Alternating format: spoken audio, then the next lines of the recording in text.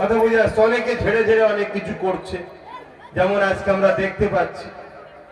কথা বুঝে আসছে। কোটি কোটি টাকা, রাজকোষের টাকা ঝেড়ে নিয়ে ধর্ম করছে, করছে না করে নেই। আমাদের সব ঝাড়া ঝুড়ি নেই, আমরা ধর্ম নিজেদের গাটের পয়সাই করি।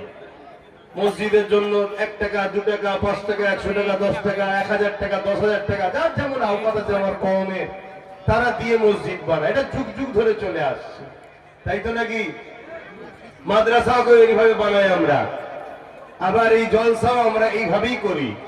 কেউ 10 টাকা ছিঁড়া নোট হয়তো দিয়েছে, দিয়ে তারপরে মাহফিল হচ্ছে। আবার আব্বাস সিদ্দিকীকে নিয়ে এলে তো আরো জ্বালা। কথা বুঝে আসছে। অনেকে দিবার হলেও দিতে চাই না, হবে না।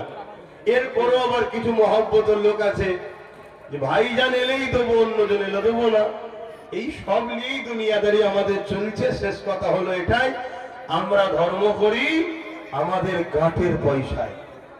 বলুন আলহামদুলিল্লাহ, আরো জোরে বলুন আলহামদুলিল্লাহ।